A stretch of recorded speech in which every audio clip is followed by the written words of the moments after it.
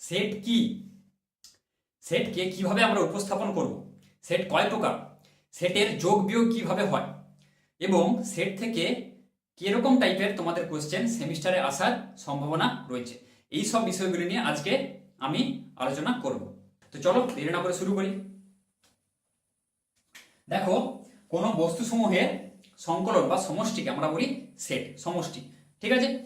তো সব জিনিসকে আমরা যে সমষ্টি করলে যে সেট বলতে পারবো বা সব বস্তু সংকলন করলে যে তাকে আমরা সেট আখ্যা দিতে পারবো, সেটা কিন্তু নয়। তিনটে কন্ডিশন রয়েছে যখন আমরা তাকে সেট আখ্যা দিতে পারবো, সেট বলতে পারবো। তো চলো তিনটা কন্ডিশন কি দেখে নিই। এক হচ্ছে, দেখো, বস্তুটা হবে সুসংগত। ঠিক আছে? সুসংগত হতে হবে। ঠিক আছে? মানে ওয়েল ডিফাইন। সংকলনে দুটো বস্তু কি হতে হবে? ভিন্ন হতে হবে। পরস্পর দুটি বস্তু ভিন্ন হতে হবে, মাস্ট বি ডিফারেন্ট। ঠিক আছে? আর 3 নম্বর হচ্ছে ক্রম নিরপেক্ষ হতে হবে। ক্রম নিরপেক্ষ হতে হবে মানে independent of order. Independent of order কি জিনিসগুলো বলছি দেখো। সুসংগত মানে ওয়েল ডিফাইন্ড হতে হবে। ধরো, আমি বললাম তোমাদের ক্লাসের মেধাবী ছাত্রছাত্রীদের নিয়ে একটা দল গঠন করো। ঠিক আছে? বা আমি বললাম যে তোমাদের যে এরিয়া আছে সেখানে বয়স্ক লোকেদের নিয়ে একটা দল গঠন করো, বা তোমাদের স্কুলে লম্বা ছাত্রদের নিয়ে একটা দল গঠন করো। ঠিক আছে?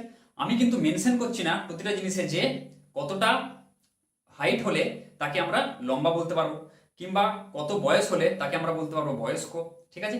এই জিনিসগুলো আমরা কিন্তু মেনশন করছি না, তাহলে এটা কিন্তু সুসংগত নয়। আমাদের কিন্তু পার্টিকুলারলি মেনশন করে দিতে হবে যে সেটটা, যে এটা এই পার্টিকুলার বয়সের, বা ধরো 70 বছর বয়স হলে তার উপরে বয়স্ক, কিংবা তোমাদের ধরো 5 ফুট 7, 5 ফুট ধরো 5 কি 6 কি 7 এরকম হলে একটা আমাদের বয়স, আমাদের একটা হাইট, আমাদের সীমা আমাদের বলে দিতে হবে, যার উপরে আমরা ছাত্রকে লম্বা হিসেবে আমরা গণ্য করতে পারবো। তাহলে বস্তুটা হতে হবে কি? সুসংগত মানে ওয়েল ডিফাইন্ড হতে হবে। ঠিক আছে? আচ্ছা দেখো, এবার হচ্ছে কি ভিন্ন হতে হবে। ভিন্ন মানে হচ্ছে ডিফারেন্ট, মানে একটার সাথে আরেকটা কিন্তু আলাদা হতে হবে। মানে ধরো সেট সেট ধরো 1 2 3 4 5। ঠিক আছে? 1 2 3 4, ধরো 7 আছে একটা, তো একটা জিনিস আছে, তাই তো? তো এটা হচ্ছে একটা সেট। সেটকে সাধারণত আমরা কি করি? দ্বিতীয় বন্ধনী দিয়ে দ্বিতীয় বন্ধনীর মধ্যে আমরা রাখি। তো ভিন্ন হতে হবে। দেখো, প্রত্যেকটা পদ, সেটের যে প্রত্যেকটা পদ আছে কি আছে? ভিন্ন। একটার সাথে আরেকটার কোনো মিল নেই। যদি আমরা এখানে লিখি 1 2, আবার ধরো এখানে লিখলাম 3, আবার এই দুইটাকে রিপিট করে আবার আমি লিখে দিলাম, তাহলে কিন্তু এটা সেট নয়। তাহলে একটা পদ কিন্তু দুবার থাকতে পারবে না। বোঝা গেল? এখানে কিন্তু তোমাদের ধরো ছাত্র ছাত্র নিয়ে যেটা বললাম যে লম্বা ছাত্রদের দল, তাহলে এ একটা ছাত্র, বি সি, এরকম করে করে আবার আমি যদি বি ছাত্রটাকে আবার আমি লিখে দিই, ঠিক আছে, তাহলে কিন্তু সেটা সেট একটা পাবে না। সেট হতে হলে প্রত্যেকটা পদ কিন্তু ভিন্ন হতে হবে। আর 3 নম্বর কি বললাম? যে ক্রম নিরপেক্ষ, ইন্ডিপেন্ডেন্ট অফ অর্ডার। ধরো আমি এখানে 1 2 3 4 7 লিখেছি, এটাকে আমি এরকম ভাবেও প্রকাশ করতে পারি, 3 4 2 1 7। ঠিক আছে? সেটার প্রত্যেকটা পদ আমি কিন্তু এভাবে লিখতে পারি। দেখো, প্রত্যেকটা পদ কিন্তু আছে, কিন্তু ক্রম নিরপেক্ষ। ঠিক আছে? মানে নির্দিষ্ট ক্রমে কিন্তু নেই, এভাবে কিন্তু আমরা লিখতে পারি। মানে একটার পর আরেকটা না লিখলেও হবে, আমার এটাকে আগে এটাকে পরে লিখতে হবে, কিন্তু আমাকে লক্ষ্য রাখতে হবে যেন প্রত্যেকটা পদ যেন আলাদা থাকে, ভিন্ন থাকে, তাহলে আমরা তাকে সেট বলতে পারবো। বোঝা গেল? সেটের যে জিনিসটা, সেটকে সাধারণত আমি কি বললাম? দ্বিতীয় বন্ধনী দিয়ে ব্যাখ্যা করা হয়। সেট হলো বস্তু সমূহের সমষ্টি। ঠিক আছে? কোনো বস্তু সমূহের যদি আমরা সমষ্টি বা সংকলন আমরা যদি করি, তাহলে আমরা তাকে বলবো সেট। যেমন তোমাদের ক্লাসে ধরো মেধাবী আছে, মেধাবী ধরো ধরো 6টা স্টুডেন্ট আছে, যারা কিন্তু সেমিস্টারে 40 তে 40 পেয়েছে তোমাদের, তাদেরকে ধরো আমরা এইভাবে বলছি যে ওরা সেমিস্টারে 40 তে 40 যেহেতু পেয়েছে, তারা হচ্ছে মেধাবী ছাত্র, সাপোজ আমি বলছি। তাহলে ধরো 6টা স্টুডেন্ট আছে, ধরো একজনের নাম ধরো এস দিয়ে শুরু, ধরো বি, এরকম করে করে আছে।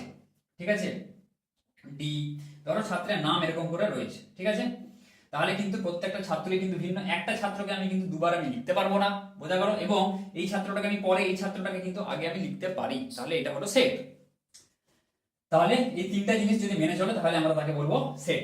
সাধারণত সেটকে ধরো সেট, এই যে সেটটাকে বড় হাতের ক্যাপিটাল যে কোনো লেটার এ বা এ থেকে আপ টু জেড অবধি যে কোনো লেটার দিয়ে আমরা প্রকাশ করতে পারি সাধারণত। এবং সেটের যে পদ সমূহ, সেটের মধ্যে যে এলিমেন্ট গুলো থাকে তাকে আমরা কি বলছি? পদ। সেটের যে পদ, ঠিক আছে, এগুলোকে বলা হয় সেটের পদ বা এলিমেন্ট।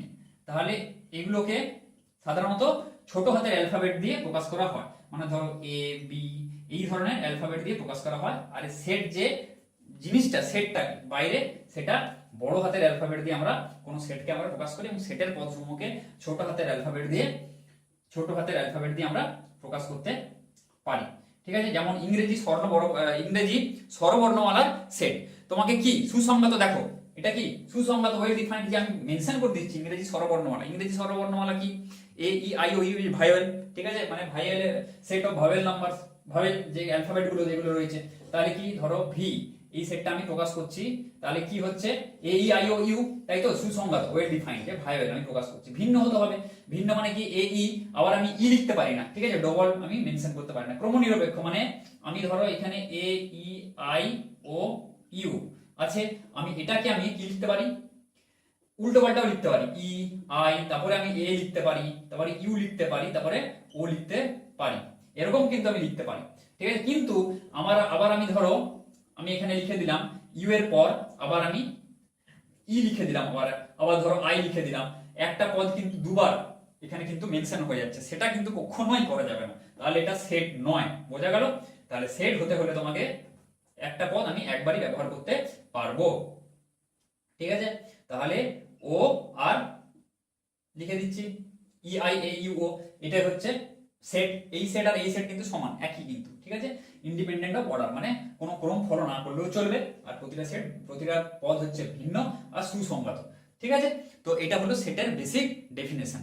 এবার দেখো যে সেটকে আমরা দুভাবে প্রকাশ করতে পারি, একটা হচ্ছে রোস্টার পদ্ধতি, আর একটা হচ্ছে ধর্মভিত্তিক পদ্ধতি। চলো সেগুলো দেখে নি। কি দেখো, সেটকে আমরা দুভাবে প্রকাশ করতে পারি, একটা হচ্ছে রোস্টার অথবা ছক বন্ধীকরণ পদ্ধতি, আর একটা হচ্ছে ধর্মভিত্তিক পদ্ধতি বা প্রপার্টি মেথড। রোস্টার পদ্ধতিটা কি? যেটা আমরা নর্মালি প্রকাশ করি, যে আগে যে আমি উদাহরণগুলো বললাম, যে কোনো সেটকে যদি আমরা সুস্পষ্টভাবে লিখতে পারি, কোনো সেটের পদগুলোকে, তাকে আমরা বলবো রোস্টার পদ্ধতি। যেমন ধরো ইংরেজি বর্ণমালার যে অক্ষরগুলো আমি বললাম, সেটা হচ্ছে রোস্টার পদ্ধতিতে। ধরো আমি কোনো লিখছি এন, স্বাভাবিক সংখ্যা সমূহের সেট আমি লিখছি, ধরো 1 2 3 4 5 6 7, ঠিক আছে, সাতটা আমি ধরো স্বাভাবিক সংখ্যা মানে ন্যাচারাল নাম্বারের সেটা আমি লিখলাম, এন ফর ন্যাচারাল নাম্বার, ঠিক আছে। এবার দেখো ধর্মভিত্তিক পদ্ধতি, রোস্টার পদ্ধতি, এটা বোঝা গেল যে আমি প্রত্যেকটা পদকে সুস্পষ্ট ভাবে আমি লিখতে পারছি, মানে ক্লিয়ারলি লিখতে পারছি, সিম্পল জিনিস। আর ধর্মভিত্তিক পদ্ধতিটা কি? এর গঠনটা হচ্ছে থাকবে কি, ধরো যদি এ একটা সেট আমি প্রকাশ করি, প্রথমে ধরো এক্স, এ সেটের যে একটা পদ সেটা লিখবো, সার্চ ড্যাট, এটা হচ্ছে সার্চ ড্যাট, এই চিহ্নটা, এরকম অনেকগুলো চিহ্ন আছে, সার্চ ড্যাট, বিলংস টু, ঠিক আছে, তোমাদের বইয়ের প্রথমে কিন্তু এই চিহ্নগুলো দেওয়া আছে, ওই চিহ্নগুলো তোমাদেরকে একটু মনে রাখতে হবে, এবং আস্তে আস্তে করতে করতে কিন্তু হয়ে যাবে বেসিক প্র্যাকটিস, ঠিক আছে। তো এটা হচ্ছে সার্চ ড্যাট চিহ্ন। এক্স সার্চ ড্যাট মানে এমন যে এর বৈশিষ্ট্য পি এক্স, ঠিক আছে। তাহলে এর গঠনটা কি হবে? এর পদ লিখবো, তারপরে এর বৈশিষ্ট্য আমি লিখবো, ঠিক আছে। এ সেটের প্রথমে পদ, তারপরে বৈশিষ্ট্য। যেমন ধর এটাকে যদি আমি এই পদ্ধতির মাধ্যমে প্রকাশ করতে চাই, তাহলে কি হবে দেখো, এন সমান প্রথমে কি লিখবো, এ, ধরো আমি এ লিখছি, ধরো স্বাভাবিক সংখ্যা সমূহের সেট এ সার্চ ড্যাট। এবার আমি এটাকে আমি ডেসক্রাইব করব, এ তো লিখে দিলাম, এটা কি তুমি জানো? কোনো মাথা মুন্ডু নেই, জানো না, খালি এ লিখলে তো হবে না। এ সমান এরপর আমি কি লিখবো, এ লিখেছি, এ হচ্ছে সেটের পদ, সার্চ ড্যাট তার বৈশিষ্ট্যটা কি? এবার আমি এটাকে ডেসক্রাইব করব, কি করব, যে এ বিলংস টু এন, মানে ন্যাচারাল নাম্বারে বিলং করছে, এটা হচ্ছে বিলংস টু চিহ্ন, যে ন্যাচারাল নাম্বার মানে স্বাভাবিক সংখ্যার মধ্যে কি করছে, স্বাভাবিক সংখ্যার মধ্যে অন্তর্ভুক্ত বা স্বাভাবিক সংখ্যাতে এটা বিলং করছে, এটা হচ্ছে বিলংস টু চিহ্ন। তাহলে এ বিলংস টু এন, এবং এ কিরকম ভাবে বিলং করছে, মানে সব স্বাভাবিক সংখ্যা কি 1 থেকে অসীম অবধি আছে, 1 2 3 4 5 6 এরকম তো যেতেই থাকবে, স্বাভাবিক সংখ্যা 1 থেকে যেগুলো হয় ধনাত্মক, সেটা হচ্ছে স্বাভাবিক সংখ্যা বলি। এবং আমরা কি 7 অবধি, 1 থেকে 7 অবধি নিয়েছি, এবং কি হবে, a less than is equal to 7, কারণ 1 থেকে তো স্বাভাবিক সংখ্যা শুরু হয়, কাজে লোয়ার লিমিটটা আমি দিচ্ছি না, লোয়ার লিমিট দেওয়ার দরকার নেই এখানে। তাহলে a less than equal to 7 হবে, 7টা হচ্ছে হাইয়েস্ট, এটা আমি দিয়ে দিলাম। এইবার এটা লেখার পর আমি যদি এই হিসাবে প্রকাশ করি, এবার আমি বুঝলাম যে হ্যাঁ তাহলে এ কেমন সংখ্যা, এর হচ্ছে ন্যাচারাল নাম্বারে বিলং করছে স্বাভাবিক সংখ্যার মধ্যে, এবং সেটা কিরকম 7 এর সমান বা 7 এর কম। তার মানে কি 1 2 3 4 5 6 7, এই 7টা সংখ্যা হবে, ব্যাস দেখো এইটাই। তাহলে এইভাবে আমরা ধর্মভিত্তিক পদ্ধতিতে প্রকাশ করতে পারি। যেমন ধরো আরেকটা যদি আমি উদাহরণ দিই, ধরো এ আরেকটা সেট হচ্ছে, তাই তো, এ সমান এক্স। এরকম এক্স, এক্স এর পদগুলো, এক্স এর পদগুলোর বৈশিষ্ট্য আমি লিখছি যে এক্স ধরো এক্স হলো বা এক্স বিলংস টু আর, ঠিক আছে, আর ফর রিয়েল নাম্বার মানে বাস্তব সংখ্যা, বা তোমরা ডিরেক্টও লিখতে পারো এক্স হলো বাস্তব সংখ্যা, এবং কার কার মধ্যে বাস্তব সংখ্যা, তুমি যে কোনো একটা লিমিট বেঁধে দাও, 3 থেকে বাস্তব সংখ্যাটা 6, ঠিক আছে, বা 3 থেকে ধরো 7, ঠিক আছে, এর মধ্যে যে বাস্তব সংখ্যাগুলো যতগুলো আছে 3.5 3.6 4 5 7 8 যা যা এক্সিস্ট করছে বাস্তব সংখ্যা, যা তোমরা সংখ্যা জানো সেগুলো হচ্ছে বাস্তব সংখ্যা হবে। তাহলে হচ্ছে 3 এর বড় আর 7 এর থেকে ছোট যা যা বাস্তব সংখ্যা আছে সবগুলো আমি এই সেটে আমি প্রকাশ করব, ঠিক আছে। এইটা হচ্ছে ধর্মভিত্তিক পদ্ধতি। প্রথমে হচ্ছে পদটা লিখবো, তারপর তার বৈশিষ্ট্য লিখবো, ঠিক আছে। ডিরেক্ট আমরা স্পষ্ট হবে এরকম কিন্তু আমরা মেনশন করব না, আমরা এইভাবে মেনশন করব। এটা হচ্ছে প্রপার্টি মেথড বা ধর্মভিত্তিক মেথড। তাহলে ক্লিয়ার, বোঝা গেল? এবার দেখো কি আছে, যে সেটের কয়েকটি সংজ্ঞা আছে, যেমন ধরো কোনগুলো কখন সসীম সেট বলবো, কখন অসীম সেট, একপদী সেট, শূন্য সেট, সেইগুলো নিয়ে এখন আলোচনা করছি, ঠিক আছে। এবার দেখো সেটের প্রকারভেদ, যেটা বললাম যে আমি চারটা প্রকার লিখেছি, আরো প্রকার আছে আমি বলছি। সসীম সেট, সসীম সেট এগুলো একদম ইজি জিনিস। সসীম মানে কি, যার আমরা সীমা বাঁধতে পারবো, ঠিক আছে। অসীম নয় যেগুলো, সেগুলো হচ্ছে সসীম। সসীম সেট মানে যার নির্দিষ্ট সীমা আছে। তাহলে সসীম সেট কি, ধরো ইংরেজি স্বর্ণ বর্ণমালার অক্ষর, ঠিক আছে, বা তোমাদের ক্লাসে যে বললাম যে লম্বা ছাত্রদের দল, ঠিক আছে, একটা সসীম সেট। এর কোনো মানে অসীম অবধি যাবে না, যে নির্দিষ্ট সংখ্যক ছাত্র, ধরো তোমাদের ক্লাসে যদি ধরো 60টা স্টুডেন্ট তোমাদের থাকে, ধরো তাদের মধ্যে হচ্ছে ধরো 20 জন লম্বা, তাহলে ওই 20টি হলো কিন্তু 20 জন ছাত্র নিয়ে যে সেটটা আমরা গঠন করব সেটা হলো কি সসীম সেট, কারণ তার মধ্যে 20 সংখ্যকই ছাত্র আছে। তাহলে যে সেটের মধ্যে আমার পদ সংখ্যা সসীম মানে নির্দিষ্ট, তাকে আমরা বলবো সসীম সেট। আর যেগুলো হচ্ছে পদ সংখ্যা অনির্দিষ্ট মানে সসীম নয়, মানে ইনফাইনাইট অবধি চলতেই আছে কোনো শেষ নেই, তাকে আমরা বলবো অসীম সেট। ইজি জিনিস, এটা দেখেই বুঝতে পারছি। যেমন সসীম সেট, ধরো হচ্ছে আমি একটা সেট নিলাম, ধরো এ সমান 2 4 6 8, এই চারটা সেট নিলাম। সসীম সেটের নির্দিষ্ট সংখ্যক 4টা কিন্তু পদ আছে। এবার ধরো অসীম সেট, ধরো আমি স্বাভাবিক সংখ্যা সমূহের যত সেট আছে নিচ্ছি 1 2 3 ডট ডট ডট ডট করে, আর আমি লিখছি না, ঠিক আছে, এটা চলতেই থাকবে স্বাভাবিক সংখ্যা সমূহের সেট। এর কি কোনো শেষ আছে? তাহলে এটা অসীম সেট, নির্দিষ্ট সংখ্যক কিন্তু পদ আমাদের কিন্তু এখানে নেই। বা ধরো আরেকটা জিনিস আমি বলছি, ধরো এটা ধর্মভিত্তিক পদ্ধতিতে যদি আমি প্রকাশ করি, ধরো বাস্তব সংখ্যা সমূহের সেট, ধরো আমি আর দিয়ে প্রকাশ করছি, আর সমান এক্স, সাজ দ্যাট কি হচ্ছে এর বৈশিষ্ট্য লিখবো ধর্মভিত্তিক পদ্ধতি দিয়ে আমি প্রকাশ করছি, যে এমন যে এক্স বিলংস টু ধরো আর, ঠিক আছে, এবং এরকম আর হবে, ধরো এটা 2 থেকে 4 এর মধ্যে আছে, 2 থেকে এক্সটা হচ্ছে 4 এর মধ্যে আছে, যে এই 2 থেকে 4 এর মধ্যে যত সব বাস্তব সংখ্যা সেগুলো হচ্ছে কি অসীম সেট। এটা কিন্তু সসীম না, বাস্তব মানে কি অখণ্ড নয়, বাস্তব মানে তোমার পয়েন্টও বাস্তব, ভগ্নাংশ, ঠিক আছে, 2.3 4 5 2.6 6 7 8 এরকম করে করে, এরকম কি 2 থেকে 4 এর মধ্যে কি 3.29 35 যা হোক, ঠিক আছে, এগুলো কিন্তু এর কোনো শেষ নেই। 2 থেকে 4 এর মধ্যে তুমি অজস্র তোমার কি সংখ্যা আছে, বাস্তব সংখ্যা। যদি অখণ্ড বলতাম তাহলে সেটা কিন্তু সসীম হতো। যদি আমি বলে দিতাম যে 2 থেকে 4 এর মধ্যে অখণ্ড সংখ্যা, তাহলে কি অখণ্ড সংখ্যা কি একটা আছে 3, তাই তো, আর তো কিছু নেই, অখণ্ড সংখ্যা। তাহলে অখণ্ড সংখ্যাটা যদি বলতাম আমি এখানে, তাহলে সেটা হলো সসীম সেট। আর যদি যেহেতু এখানে আমি বাস্তব বলে দিয়েছি রিয়েল নাম্বার, তাহলে এটা হবে কিন্তু অসীম সেট। ব্যাপারটা বোঝা যাচ্ছে? সসীম আর অসীমের মধ্যে যে সোজা কথায় যে সেটের পদ সংখ্যা সীমিত তাকে সসীম, যে সেটের পদ সংখ্যা অসীম তাকে অসীম সেট। একপদী সেট, একপদী সেট কি আর বলার দরকার নেই, যে সেটের একটি মাত্র পদ থাকবে তাকে আমরা বলবো একপদী সেট। ধরো আমি এ একটা সেট লিখছি, এখানে ধরো আমি লিখছি 3, একটাই পদ আছে। ধরো বি আর একটা সেট লিখছি, এখানে আমি ধরো লিখছি, এটাকে যদি আমি রোস্টার পদ্ধতি ধর্মভিত্তিক পদ্ধতিতে প্রকাশ করি, x such that x belongs two, এখানে ধরো অখণ্ড সংখ্যা, ধরো আমি এটাকে এমনি ভাষায় লিখছি, এক্স একটি অখণ্ড সংখ্যা।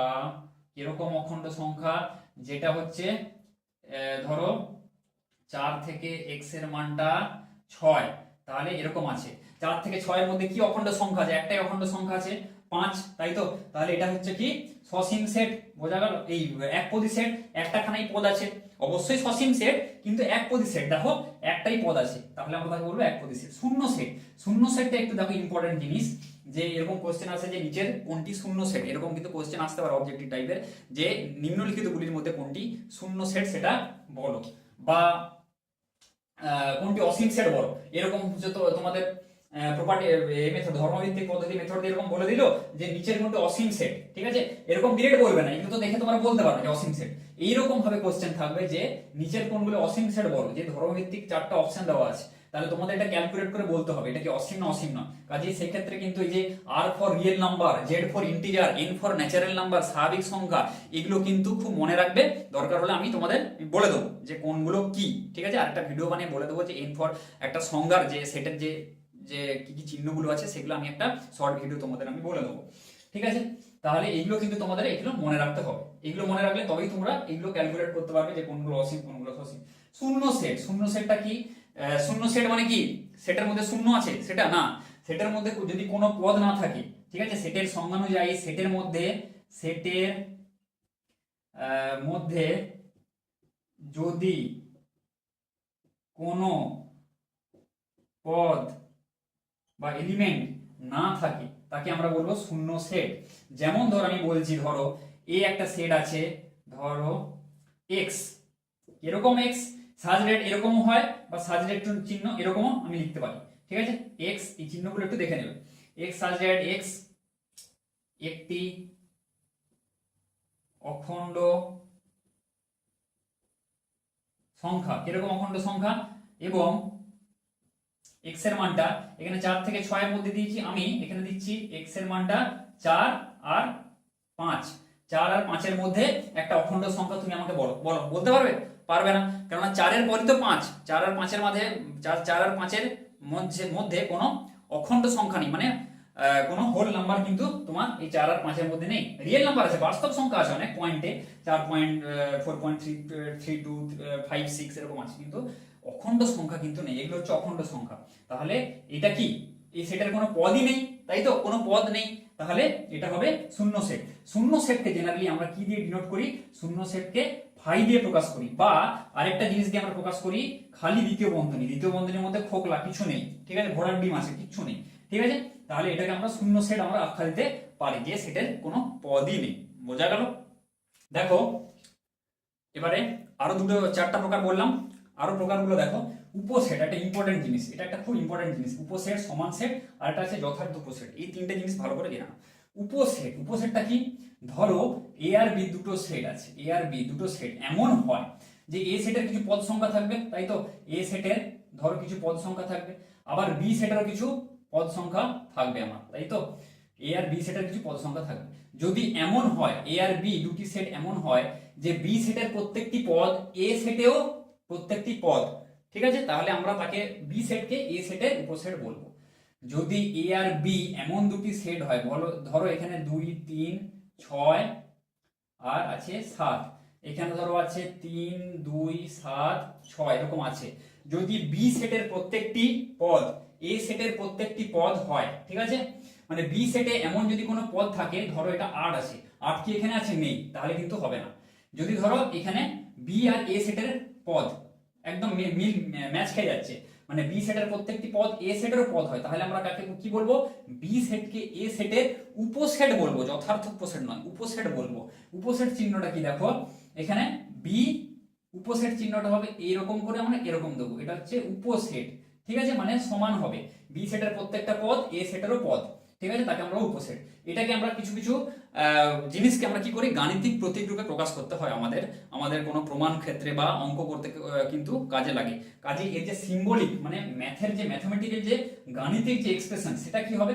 সেটা হবে দেখো, যদি বি সেট এ সেটের উপসেট হয়, তাহলে আমরা বলতে পারবো x বিলংস টু বি, মানে x টা হচ্ছে কি বি এর সেটের পদ যদি হয়, x যদি বি তে বিলং করে ইমপ্লাইজ দ্যাট, ঠিক আছে, এগুলো চিহ্নগুলো মনে রাখবে। এটা এক্ষুনি বললাম যে বিলংস টু, ঠিক আছে, মানে অন্তর্ভুক্ত, এটা হচ্ছে বিলংস টু। আর এটা হচ্ছে ইমপ্লাইজ দ্যাট, ঠিক আছে, এটা হচ্ছে ইমপ্লাইজ দ্যাট, ঠিক আছে। X belongs to B implies that x belongs to যদি এ হয়, ঠিক আছে, তাহলে আমরা কি বলতে পারবো, B is a subset of A, ঠিক আছে, বি হচ্ছে এ এর সাবসেট। এইটা মনে রেখে দাও, X belongs to B implies that x belongs to A, মানে বি সেটের প্রত্যেকটা পদ যদি এ সেটেরও পদ হয় তাকে আমরা বলবো উপসেট, নদী উপনদী সেরকম টাইপের কিন্তু, ঠিক আছে। আবার দেখো যদি বি সেটের কমপক্ষে যেটা বললাম যে বি সেটটা যদি এরকম হতো, কমপক্ষে একটা পদ যদি এরকম থাকে যে যেটা এ সেটে কিন্তু নেই, যেটা এ সেটে নেই, যেটা আর দিয়ে বললাম, তাহলে কিন্তু এই আরটা নেই, তাই তো, তাহলে কিন্তু বি সেটকে আমরা বলতে পারবো না এ সেটের উপসেট, সেক্ষেত্রে কিন্তু চিহ্নটা এরকম হয়ে যাবে, ঠিক আছে, বি সেট এ সেটের উপসেট নয়। আমরা যদি ঘুরিয়ে এটাকে আগে লিখি, এক্ষেত্রে কি হবে, এ এরকম ভাবে কন্টেন্টস চিহ্ন দিয়ে আমরা কিন্তু লিখতে পারি, ধারণ করে, এটা কি এর মধ্যে কিন্তু বিও আছে, এইভাবে কিন্তু লেখা যায়। এটাকে যদি আমরা আগে এক্সপ্রেস করি, বোঝা গেল। তাহলে উপসেটটা কি, যে বি সেটের প্রত্যেকটা পদ কিন্তু এ সেটেও থাকতে হবে, তাহলে বি সেটকে এ সেটের উপসেট বলবো। এবার দেখো সমান সেট, সমান সেটটা কি, যদি বি সেটের প্রত্যেকটা পদ এ সেটে থাকে এবং এ সেটের প্রত্যেকটা পদ বি সেটে থাকে, তাকে আমরা বলবো সমান সেট। তাহলে দেখো এক্ষেত্রে এটা কিন্তু সমান সেট। দেখো যেমন আমি বললাম যে এটা এই উদাহরণটাই যেমন দিলাম, ধরো এ সেট, ধরো আমি একটা আরেকটা উদাহরণ দিচ্ছি 1 3 4, বি সেট আছে ধরো 3 1 4, তাহলে দেখো বি সেটের প্রত্যেকটা পদ কি এ সেটে আছে, 3 ও আছে 1 ও আছে 4 ও আছে, আবার এ সেটের প্রত্যেকটা পদ মানে 1 3 আর 4 এটা কিন্তু বি সেটে আছে, তাহলে এ আর বি আমরা বলতে পারবো কি দুটো সমান সেট। তাহলে এর যে ম্যাথমেটিক্যাল এক্সপ্রেশনটা আমরা যদি লিখি, x বিলংস টু বি, যদি x একটা বি সেটের পদ হয়, implies that x belongs to A সেটের পদ হবে, ঠিক আছে। আরেকটা জিনিস, এটা হলে আমরা কি বলতে পারবো, b is a subset of a, তাই তো, b is a subset of a। আবার আরেকটা জিনিস y দিয়ে আমাদের দেখাতে হবে, সমান দেখাতে হলে y ধর একটা পদ আমি ধরলাম যেটা a সেটে বিলং করছে, y belongs to a implies that y belongs to b, তাহলে এটাকে আমরা কি বলতে পারবো, যদি এরকম হয় তাহলে a উল্টোটা হবে a বিলংস টু b, তাই তো। দেখো বি এ যে সাবসেট অফ বি, বি হচ্ছে a এর উপসেট, আবার a হচ্ছে b এর উপসেট, তাহলে আমরা তাকে বলতে পারবো a সমান b, বোঝা গেল।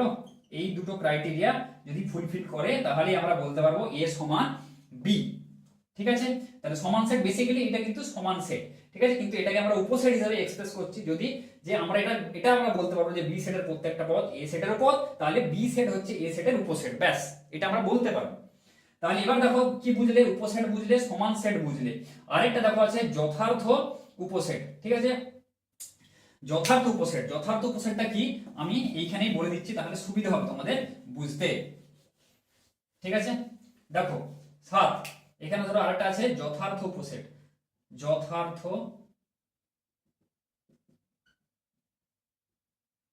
উপসেট।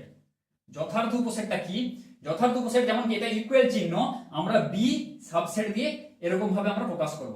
যেমন ধর যথার্থ উপসেটটা বলছি যে বি সেটের প্রত্যেকটা পদ যদি এ সেটে থাকে এবং এ সেটে কমপক্ষে একটি পদ এমন থাকে যেটা বি সেটে নেই, তাকে তখন আমরা বি সেটকে এ সেটের যথার্থ উপসেট বলবো। আমরা এবার উদাহরণ দিয়ে দেখে নিই, তাই তো, ধরো এ সেট, তাই তো, ধরো এ সেট আছে, এইখানে আমরা বলছি 2 3 6 7, 2 3 6 7, এই উদাহরণটা দিলে বুঝতে সুবিধা হবে।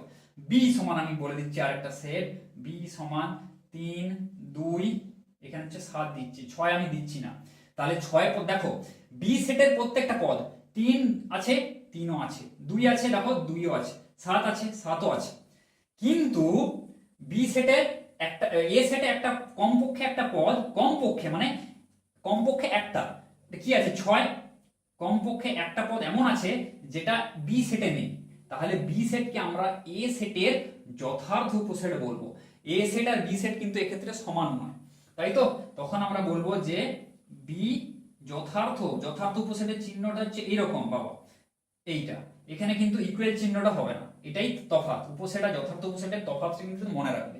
বি হচ্ছে যথার্থ উপসেট, B is a proper subset, যথার্থ উপসেট মানে হচ্ছে প্রপার সাবসেট, এটা হচ্ছে এমনি সাবসেট, ঠিক আছে। B is a proper subset of A. এবার এটাকে যদি আমরা ম্যাথমেটিক্যাল এক্সপ্রেশনের সাহায্যে লিখি যে X belongs to B implies that x belongs to A, এবং এটা একটা কন্ডিশন মেনশন করে দিতে হবে, এবং A not equal to B, এইটা যদি হয় তবে আমরা তাকে বলবো যথার্থ উপসেট। বোঝা গেল? ক্লিয়ার যে বি সেটের কমপক্ষে একটা পদ যদি এ সেটের কমপক্ষে একটা পদ যদি বি সেটে না থাকে, মানে এ সেটটা বড় হয়, বি সেটে ধরো 3টা পদ, এ সেটে 4টা পদ আছে, তাই তো? তাই কিন্তু বি সেটের প্রত্যেকটা পদ এ সেটে থাকবে, তাহলে আমরা তাকে বলবো যথার্থ উপসেট। একে কিন্তু ধর্মভিত্তিক পদ্ধতির মাধ্যমে কিন্তু বিভিন্ন, এটা আমি এমনি রোস্টার পদ্ধতি বললাম, ধর্মভিত্তিক পদ্ধতির মাধ্যমে প্রকাশ করা যায়। যেমন ধরো আমি এমনি বলছি, ধরো সাপোজ এ সমান এক্স সাজ দ্যাট, বললাম যে এক্স একটি ধরো এক্স একটি অখণ্ড সংখ্যা, ধরো ধরলাম এমনি অখণ্ড সংখ্যা, অখণ্ড সংখ্যা। কিরকম অখণ্ড সংখ্যা? এক্স একটি অখণ্ড সংখ্যা, যে এক্স এর মানটা হবে আমার ধরো 2 থেকে 2 এর সমান এক্স এর মানটা এখানে হবে 7 এর মধ্যে, ঠিক আছে?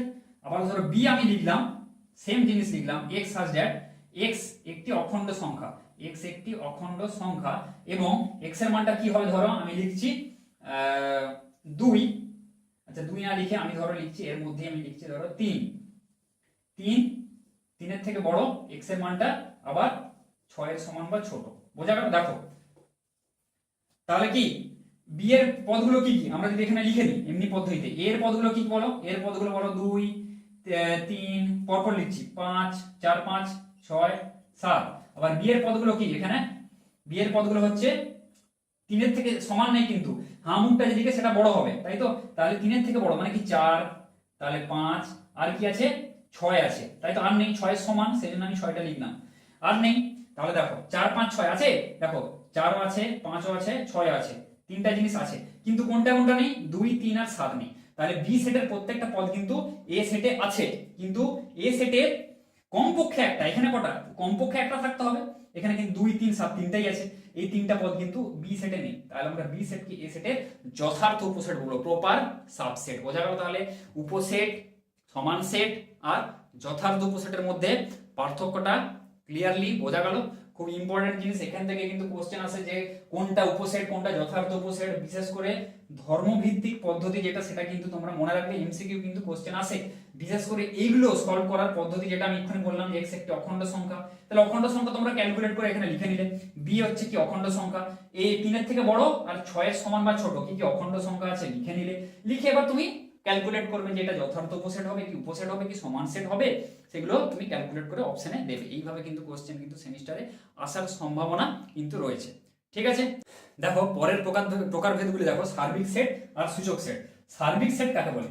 সার্বিক সেট হলো যে ধরো কোন একটা সেটের আলোচনাতে কোনো সেটকে একটা বৃহত্তর সেটের অংশ হিসেবে আমরা প্রকাশ করতে পারি, সেই বৃহত্তর অংশকে আমরা বলি ওই সেটের সার্বিক সেট। যেমন ধরো তুমি একটা বড় ট্যাঙ্ক রয়েছে, সেখান থেকে 1 বালতি জল তুললে, তাহলে ওই বালতিটার সাপেক্ষে কি ওই ট্যাঙ্কটা হলো সার্বিক সেট, ব্যাপারটা বোঝা গেল?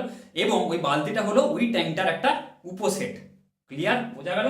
তাহলে ধরো আমি সার্বিক সেট লিখলাম, ধরো এ একটা আমি সার্বিক সেট লিখলাম, এ সমান ধরো 2, 3, 4। আবার ধরো আমি বি একটা সার্বিক সেট লিখলাম, 1, 4, 6, ওখানে 8 লিখলাম, ঠিক আছে?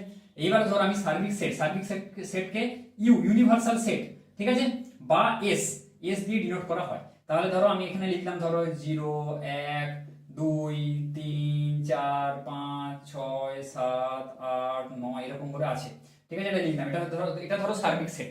তাহলে এটা একটা বড় ট্যাঙ্ক, এখান থেকে এই বালতি 1 বালতি জল তুললে, আবার এই ট্যাঙ্ক থেকে এই একটা বালতি জল তুললে, ঠিক আছে? তাহলে কি এ আর বি দুটোই হচ্ছে কিন্তু এই সার্বিক সেটের একটা উপসেট যেটা বলতে পারি। তাহলে এ আর বি এর সার্বিক সেট হলো এইটা, ঠিক আছে? Universal set, A R B সেটের সার্বিক সেট হলো এইটা। দেখো এ সেটের প্রত্যেকটা পদ কিন্তু এখানে আছে 2, 3, 4, আবার বি সেটের প্রত্যেকটা পদ কিন্তু এখানে কিন্তু আছে, ঠিক আছে? তাহলে আমরা তাকে বলবো সার্বিক সেট। এভাবে কিন্তু মাইনাসও হতে পারে। ধরো আমি সার্বিক সেটটা যদি আমি এদিকে মাইনাসে নিই, ধরো তাহলে সি ধরো আরেকটা আমি সেট নিচ্ছি, ধরো -2, -1, এখানে 0 আর একটা ধরো আমি 3 নিলাম, ঠিক আছে? 3। তাহলে কি হবে, এখানে ধরো আমি সার্বিক সেটটাকে আমি আরো বাড়িয়ে দিলাম, ধরো ধরো ইউ সার্বিক সেট ধরো এখানে আছে ধরো -4 -3 -2, ঠিক আছে, -1, এখানে ধরো -1 আছে, এইভাবে ধরো আছে। তাহলে কি এর প্রত্যেকটা পদ কিন্তু এখানে কিন্তু আছে, বোঝা গেল। তাহলে এ বি আর সি এই তিনটে সেটের সার্বিক সেট এইটা হবে, তাই তো। তাহলে এই একটা বড় বৃহত্তর সেটের অংশ হচ্ছে এই তিনটে সেট, তাহলে সার্বিক সেট বোঝা গেল। এবার দেখো সূচক সেট, সূচক সেটটা একটা ইম্পর্টেন্ট এখানে জিনিস। দেখো সূচক সেটটা কি, ধরো এ সেটের সূচক সেট ধরো আমি বলছি পি এ দিয়ে প্রকাশ করছি, পি এ সমান কি, ধরো এক্স, সাজ দ্যাট কেমন হবে, এক্স সাবসেট হবে কার, এ এর সাবসেট হবে, ঠিক আছে। এটা হচ্ছে সূচক সেটের সংজ্ঞা। কিরকম জিনিসটা বলি, ধরো এ একটা আমি সেট লিখছি, এ সেট, ঠিক আছে, এ সেট ধরো আমি লিখছি 1 2 3, তিনটা লিখছি, ঠিক আছে। এ সেটের সূচক সেট কি হবে, পি এ, তাই তো, পি এ, পি এ কি লিখবো, পি এ লিখবো হচ্ছে এই যে সেটটা আছে, এই সেট দিয়ে যা যা উপসেট আমি গঠন করতে পারি সেই উপসেট গুলো নিয়ে যে সেট সেটা হচ্ছে সূচক সেট। তাহলে কি কি উপসেট গঠন গঠন করতে পারি, যেমন আমি উপসেট একটা আমি উদাহরণ দিয়ে বলছি, উপসেট কি কি হতে পারে, এখান থেকে 1 একটা হতে পারে উপসেট, তাই তো, আর একটা কি হতে পারে 2 হতে পারে, মানে একটা নিয়ে যদি তৈরি করি, দুটো নিয়ে যদি তৈরি করি কি হতে পারে 1 2, এটাও একটা উপসেট, তাই তো। উপসেট মানে কি, যে যে এই যে সেটের যে সেটের পদগুলো এ সেটের যে সমস্ত দুটো পদ আছে এ সেটও থাকতে হবে এই যে তাতে, তাহলে আমরা এই যে সেটটা এটাকে আমরা বলবো এ সেটের কিন্তু উপসেট, ঠিক আছে। তাহলে 1 2 হতে পারে, আর কি হতে পারে, এখানে 3 1 এইটা হতে পারে, এগুলো হচ্ছে উপসেট, ঠিক আছে, যেটা এতক্ষণ বললাম। তাহলে 1 2 3 এই যে উপসেট গুলো নিয়ে যে সেট তাকে আমরা বলবো যথার্থ উপসেট। তাহলে লিখে ফেলি সেটটা কি, একটা দেখো তাহলে কি হবে 1 উপসেট, এর সেটের মধ্যে কিন্তু উপসেট আছে, 1 খালি লিখবে না, তাহলে উপসেট গুলো নিয়ে যে সেট, তাহলে এটা একটা সেট, তার মধ্যে উপসেট গুলো লিখবো আমি 1 একটা, তাহলে এক এক প্রথমে একটা পদ নিয়ে লিখছি, 2 একটা, 3 একটা, তারপরে কি 1 2, তারপরে কি 2 3 হবে একটা, তারপরে কি 1 3 হবে একটা, বোঝা গেল, এগুলো হবে।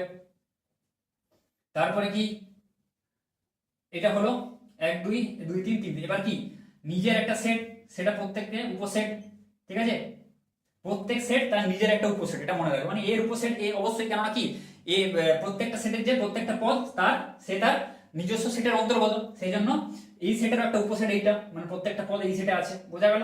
তাহলে কটা হলো 1 2 3 4 5 6 7, ঠিক আছে। আরেকটা দেখো ফাই, মানে শূন্য সেট, এটা বললাম যে সেটের কোনো পদ নেই, তাহলে কোন সেট যার পদ নেই অর্থাৎ শূন্য সেট যে কোনো সেটের একটা উপসেট হিসেবে ধরা হয়, বোঝা গেল। শূন্য সেট যে কোনো সেটের একটা উপসেট, ঠিক আছে। তাহলে আমরা বলতে পারি যে কোন সেটের সূচক সেট যদি আমরা গঠন করি সেটা কখনোই শূন্য সেট হবে না, তার মধ্যে ফাই যদি থাকে, ফাই একটা কি এলিমেন্ট, ফাই কিন্তু এলিমেন্ট, ফাই কিন্তু শূন্য সেট নয়, শূন্য সেট প্রকাশ করা হয় ফাই দিয়ে, ব্যাপারটা বোঝা গেল। যদি এরকম কোশ্চেন আসে কখনোই ভুল করবেন, একটা এমসিকিউ আছে ধরো নিচের কোনটি শূন্য সেট বলে দিল, এখানে কিন্তু ফাই একটা এলিমেন্ট আছে, সেটা কিন্তু শূন্য সেট নয়, এটা কিন্তু মাথায় রেখে, ঠিক আছে। ফাই দিয়ে আমরা প্রকাশ করি, তাহলে ফাই 1 2 3 1 2 2 3 1 3 1 2 3, তাহলে এইগুলো হচ্ছে কি, এগুলো হচ্ছে উপসেট, বোঝা গেল। তাহলে এ সেটের উপসেট কি, এগুলো উপসেট গুলো নিয়ে যে আমরা সেট গঠন করছি, বাইরে আবার দুটো বন্ধনী দিলাম, সেগুলো হচ্ছে সূচক সেট, তাহলে পি এ দিয়ে আমরা প্রকাশ করছি জিনিসটাকে, ব্যাপারটা বোঝা গেল। যে এক্স দেখো পি এর যে পদগুলো সবগুলো কি সাবসেট, এ সেটের সাবসেট, ওয়ানটা দেখো ওয়ান সেটটা কি সাবসেট, তার 1 2 এই যে উপসেটটা এই যে এটা সেটা হচ্ছে সাবসেট, 1 3 সেটা সাবসেট, ঠিক আছে, এগুলো হচ্ছে উপসেট অর্থাৎ সাবসেট, সেই জন্য এই ডেফিনেশন দিয়ে আমরা প্রকাশ করছি। এবার দেখো এখানে একটা খুব গুরুত্বপূর্ণ কোশ্চেন আছে, আসবেই আসবে সেমিস্টার ধরো বা যে কোনো পরীক্ষাতে শর্ট কোশ্চেন আসে কিন্তু এখান থেকে, এইটা দেখো জেনে নাও।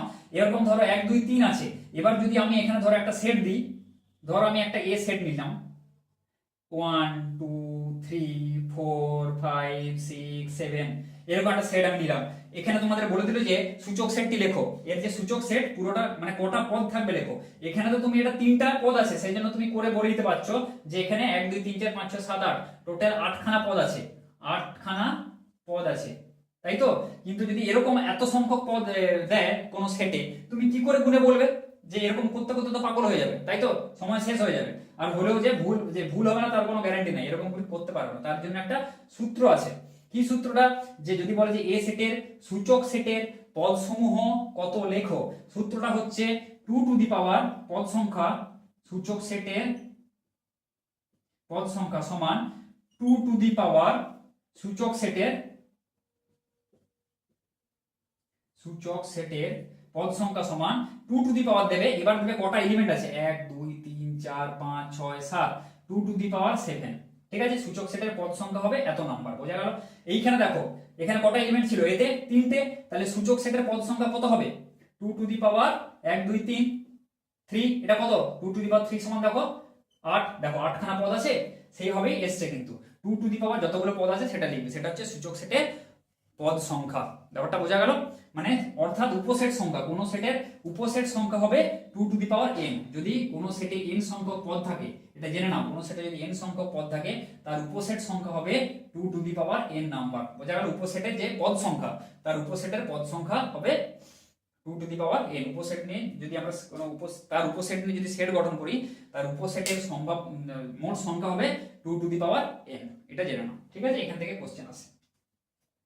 এবার দেখো সেট প্রক্রিয়া সমূহ, দুই বা ততোধিক সেটের যদি আমরা সংযুক্তিকরণ করার ফলে যদি আমরা কোনো নতুন সেট আমরা উপস্থাপন করতে পারি, তাকে আমরা বলবো সেট প্রক্রিয়া। এবার দেখো সেট প্রক্রিয়া নির্দিষ্ট চিত্রের মাধ্যমে আমরা উপস্থাপন করি, তাকে আমরা বলবো ভেন ডায়াগ্রাম। যে চিত্রের মাধ্যমে আমাদের কিন্তু উপস্থাপন করা খুব সহজ হয় এবং আমাদের বুঝতে খুব সুবিধা হয়, সেই জন্য কি হয়, বিজ্ঞানী অয়েলার এই ভেন ডায়াগ্রামের উপস্থাপন করেছিলেন এবং বিজ্ঞানী ভেন পরেটা বিকশিত করেছিলেন, আরো বিস্তারভাবে সেটা বলেছিলেন। তো ভেন ডায়াগ্রামটা কি?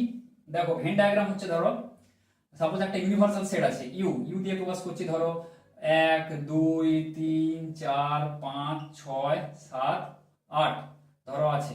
আবার ধরো একটা সেট আছে, ধরো একটা এ সেট আছে, তাই তো, ধরো এ সেট আছে, তার মধ্যে আছে ধরো 3 5 6, এই ধরো এই তিনটে সেটই আছে। তাহলে আমরা ভেন চিত্রের মাধ্যমে কি করে প্রকাশ করব? ধরো একটা এইরকম একটা রেক্ট্যাঙ্গেল আমরা নিয়ে নেব, এই রেক্ট্যাঙ্গেলের মাধ্যমে আমরা কি প্রকাশ করব, সেটা হচ্ছে ইউনিভার্সাল সেট। এখানে ইউ বলে আমরা লিখে দেবো। বোঝা গেল? এটা হচ্ছে ইউ ফর ইউনিভার্সাল, এটা হচ্ছে ইউনিভার্সাল সেট রেক্ট্যাঙ্গেলটা। এবার দেখো এ এখানে কি করবো, একটা গোল দেবো, এখানে এ সেটটা আছে, কি কি আছে, 3 আছে 5 আছে আর 6 আছে। ঠিক আছে, বড় করে আঁকি দাঁড়াও। দেখো এটা ইউনিভার্সাল সেট, এটা ইউনিভার্সাল সেট। ঠিক আছে, আর এর মধ্যে দেখো কি আছে, রেক্ট্যাঙ্গেল দিয়ে ইউনিভার্সাল সেট প্রকাশ করলাম। এ আছে দেখো 3 5 6, ধরো এখানে আছে 3, এটা 5, এটা 6। ঠিক আছে, এটা 3, এটা 5, এটা 6, বাকিগুলি যেগুলো আছে সেগুলোকে আমরা বাইরে লিখবো। ঠিক আছে, 1 ইউনিভার্সাল সেটের মধ্যে কিন্তু সবগুলো আছে, এখানে 2 আছে, ধরো এখানে ধরো 4 আছে। ঠিক আছে, এখানে 7 আছে আর এখানে ধরো 8 আছে। ঠিক আছে, এই জিনিসগুলো এইভাবে আমরা প্রকাশ করতে পারি। তাহলে দেখো সব সেট ইউনিভার্সাল সেটের মধ্যে কি কি যা যা আছে সব আমি এখানে লিখে ফেলেছি। আর তার মধ্যে দেখো এ সেটটা হচ্ছে এটা এ সেটের মধ্যে কি কি আছে, 3 5 আর 6 আছে। ঠিক আছে, তাহলে ভেন ডায়াগ্রামের মাধ্যমে আমরা এভাবে আমরা যে কোনো সেটকে আমরা এই গোল করে আমরা এভাবে প্রকাশ করতে পারি। ধরো এটা এ সেট, ধরো এটা এই পাশটা হচ্ছে এটা বি সেট, এইভাবে আমরা ভেন ডায়াগ্রাম প্রকাশ করতে পারি।